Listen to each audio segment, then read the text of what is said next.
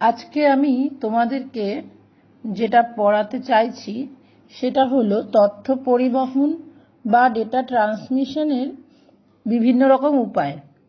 দু রকম মেনলি উপায় আছে, সমান্তরাল আর ধারাবাহিক। এই দুটো হচ্ছে উপায়। সমান্তরাল মানে প্যারালাল, আর ধারাবাহিক মানে হচ্ছে সিরিয়াল। এবার দেখো এই দুটোর মানে কি বা এই দুটো কিভাবে হয় সেইটা আগে বুঝবো, তারপরে আমরা দেখবো যে ধারাবাহিক প্রেরণের আবার দুটো ভাগ আছে। একটা হচ্ছে অ্যাসিঙ্ক্রোনাস বা পৃথক, আর একটা হচ্ছে সিঙ্ক্রোনাস বা যুগপৎ। এবার আমরা দেখব যে সমান্তরাল পরিবহনটা কাকে বলে।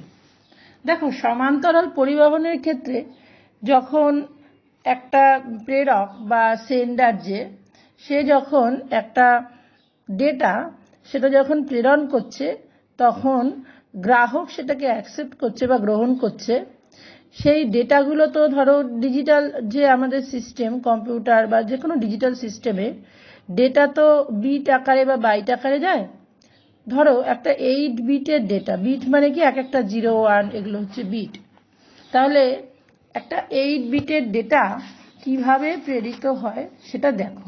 আমি এখানে লিখেছি ব্যাপারটা, আমি তোমাকে খাতার ছবিও পাঠিয়ে দেবো। দেখো, এইটা প্রেরক, এটা গ্রাহক। দেখো আলাদা আলাদা তার আছে প্রত্যেকটা। এই যে 1 0 1 1 এগুলো তোমরা যা ইচ্ছা দিতে পারো, মোটামুটি 8খানা 0 আর 1-এর কম্বিনেশন লিখলেই হবে। কি বললাম বুঝেছো? এগুলো আবার কষ্ট করে আমি দিদিমণি 1 0 1 1 এরকম লিখেছেন, পরীক্ষার সময় ওইটা মুখস্থ করে যেতে হবে না। তুমি যদি চাও তাহলে এখানে 0 1 হাবিজাবি যাই দাও, মোটামুটি 0 আর 1-এর কম্বিনেশন দিয়ে 8খানা বিট লিখবে। তো এইভাবে তোমার প্রত্যেকটা বিটের জন্য আলাদা আলাদা তারের সংযোগ আছে। তো এটা বোঝাই যাচ্ছে যে এরকম করলে খুব তাড়াতাড়ি পৌঁছবে ডেটাটা, কারণ প্রত্যেকটা ডেটাই একসাথে গিয়ে পৌঁছে যাচ্ছে, প্রত্যেকটা বিট একসাথে গিয়ে পৌঁছাচ্ছে। কিন্তু তাহলে সমস্যাটা কি হবে, যে ধরো অনেক দূরে যদি এই ট্রান্সমিশন বা পরিবহনটা করতে হয়, তাহলে এতগুলো তার লাগবে।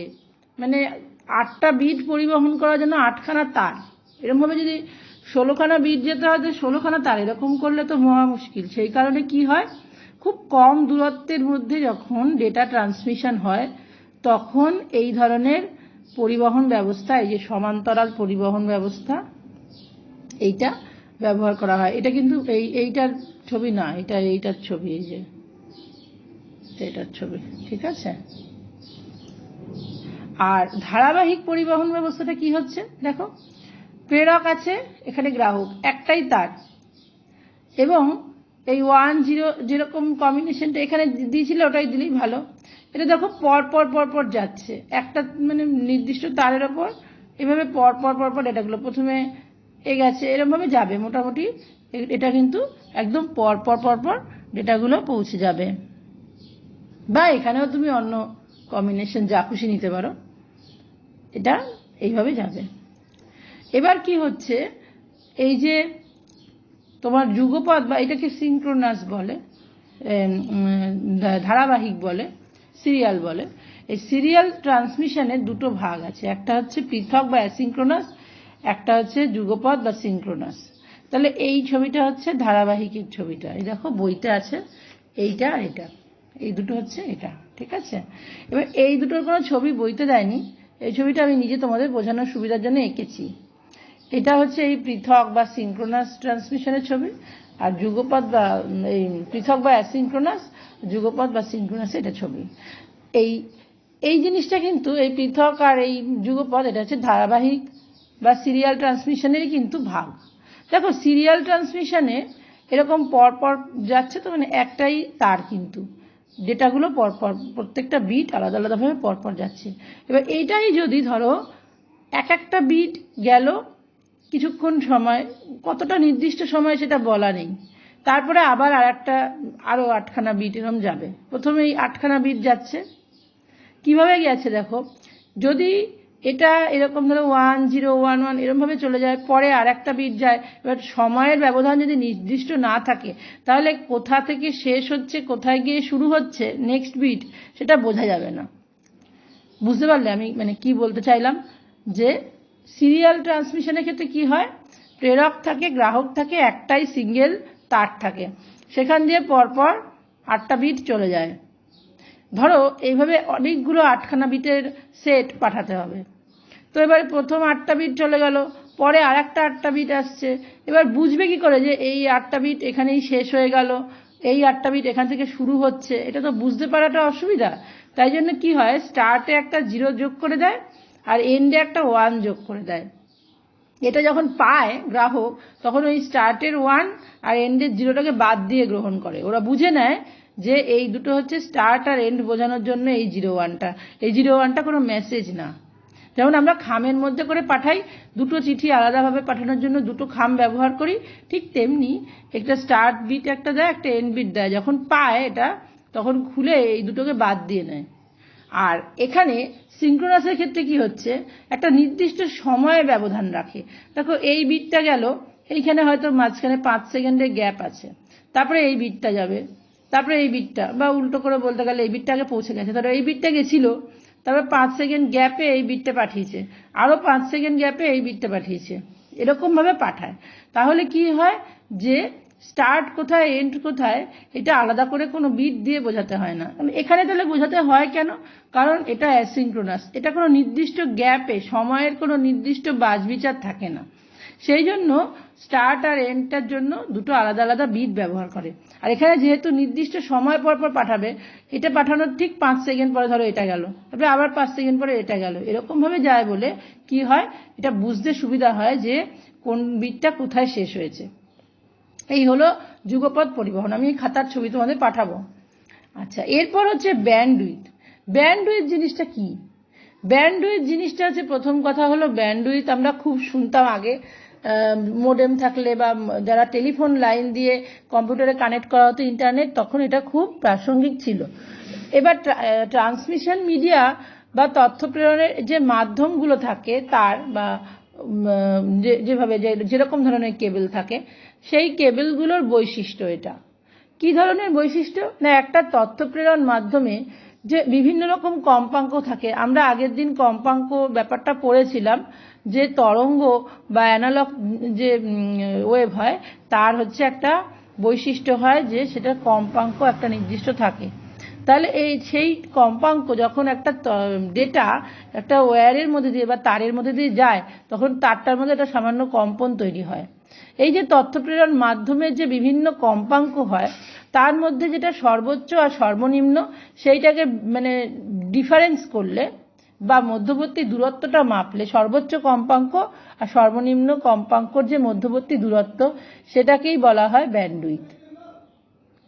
তার মানে কি বলো, যখন একটা মেসেজ যাবে তখন খুব কাঁপবে ওয়্যারটা, যখন মেসেজটা চলে যাবে, শেষ হয়ে যাবে মেসেজ যাওয়া, তখন কিন্তু ব্যান্ডউইথ আবার কমে যাবে।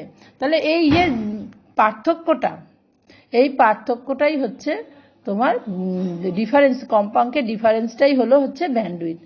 এর দ্বারা বোঝা যায় যে ওই নির্দিষ্ট মাধ্যমটি দিয়ে কতটা ডেটা একবারে চলাচল করতে পারে। কিভাবে বোঝা যায়? যখন তোমার ব্যান্ডউইথ কম্পাঙ্ক বেড়ে গেছে, তার মানে বুঝতে হবে যে মেসেজ একটা যাচ্ছে বা ডেটা যাচ্ছে, আবার যখন কমে যাবে বুঝতে হবে তার মানে কম্পাঙ্ক কমে গেছে, মানে ডেটাটা চলে গেল। তাহলে এই যে মাঝখানে যে মধ্যবর্তী যে ব্যবধানটা, এটা দিয়ে বোঝা গেল যে কতটা ডেটা একবারে চলাচল করতে পারলো।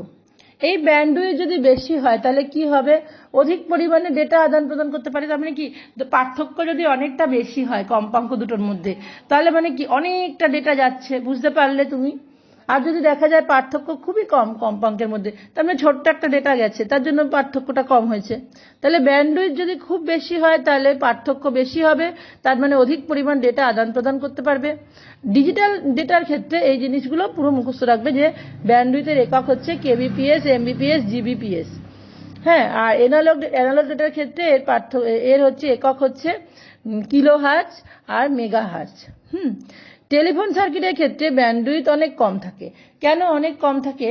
কারণ হচ্ছে টেলিফোন তো আমাদের এমনি জাস্ট কথা, ভোকাল, শব্দ তরঙ্গ সেখান দিয়ে যায়, ওর খুব বেশি তোমার ব্যান্ডউইথ বেশি, কম্পাঙ্ক বেশি হয় না। আমাদের যে কথার কণ্ঠস্বর, তার কম্পাঙ্ক খুব বেশি হয় না। কিন্তু মাইক্রোওয়েভ যেগুলো খুব মানে শক্তিশালী ওয়েভ থাকে, ওদের তরঙ্গ দৈর্ঘ্যটা অনেক বেশি হয়, লম্বা লম্বা তরঙ্গগুলো হয়, কিন্তু ওদের কম্পাঙ্ক কিন্তু খুব মানে তরঙ্গ দৈর্ঘ্য ছোট ছোট হয়, কম্পাঙ্ক কিন্তু খুব বেশি হয়। আর আমাদের যে কথা বলা, সেই কথার তরঙ্গ দৈর্ঘ্য বেশি হয় কিন্তু কম্পাঙ্ক খুব কম হয়। তো কম্পাঙ্ক কম হলে ব্যান্ডউইথ কম হবে। কি বললাম, যে আমরা যে টেলিফোনে কথা বলি সেই টেলিফোন লাইনের সার্কিটের ব্যান্ডউইথ অনেক কম হয়, কারণ আমাদের যে সাধারণ মানুষের যে কথাবার্তা তার কম্পাঙ্ক বেশি হয় না, তাই জন্য ব্যান্ডউইথও কম হয়। কিন্তু মাইক্রোওয়েভ চ্যানেলের ক্ষেত্রে কি হয়, মাইক্রোওয়েভগুলোর খুব উচ্চ কম্পাঙ্ক হয়, তাই জন্য তাদের ক্ষেত্রে ব্যান্ডউইথ অনেক বেশি হয়। নেটওয়ার্কের ডেটা পরিবাহিত হওয়ার পর ব্যান্ডউইথ কমে যায়। এটা তো বোঝার উপায়, খুবই সহজেই বোঝা যাচ্ছে যে যখন ডেটাটা চলে যাবে তখন আর আমার যে ট্রান্সমিশন মিডিয়া তারটা আর কাঁপবে না। এরপরেরটা হচ্ছে চ্যানেলের ক্যাপাসিটি। ট্রান্সমিশন মিডিয়ার ক্ষেত্রে এই একটা বৈশিষ্ট্য, এটা বিভিন্ন সীমাবদ্ধতা থাকা সত্ত্বেও কোনো একটা অবস্থায় কমিউনিকেশন চ্যানেলের মধ্যে দিয়ে সর্বোচ্চ যে হারে ডেটা যেতে পারে তাকে ওই ট্রান্সমিশন মিডিয়া বা মাধ্যমের চ্যানেল ক্যাপাসিটি বলা হয়। তাহলে বিভিন্ন ধরনের সীমাবদ্ধতা থাকে, মানে বিভিন্ন রকমের, ধরো তোমার মাধ্যমে বিভিন্ন ডেটাটা ধরো কোনোভাবে ঠিকভাবে সেন্ড হয়নি বা কোনো কারণে নয়েজ এসে গেছে, এইসব থাকা সত্ত্বেও চ্যানেলের মধ্যে দিয়ে সর্বোচ্চ যে হারে ডেটা যেতে পারে, মানে সবচেয়ে যত দ্রুত গতিতে ডেটাটা এক বিন্দু থেকে অন্য বিন্দুতে যেতে পারে তাকে বলা হয় ওই ট্রান্সমিশন মিডিয়া বা মাধ্যমের চ্যানেল ক্যাপাসিটি। এর একক হচ্ছে বিপিএস বা বিট পার সেকেন্ড। প্রতি সেকেন্ডে যত সংখ্যক বিট ওই চ্যানেলটার মধ্যে দিয়ে যেতে পারে তার সংখ্যা হচ্ছে এই চ্যানেল ক্যাপাসিটির পরিমাপ। তোমরা এইটা অবধি করো। আর বইতে দেখবে তোমরা যে এর পরে আছে তোমার বড আছে, বেসব্যান্ড, ব্রডব্যান্ড আছে, এগুলো একবার একটু রিডিং করে রাখবে, আমি পরের দিনকে বুঝিয়ে দেবো।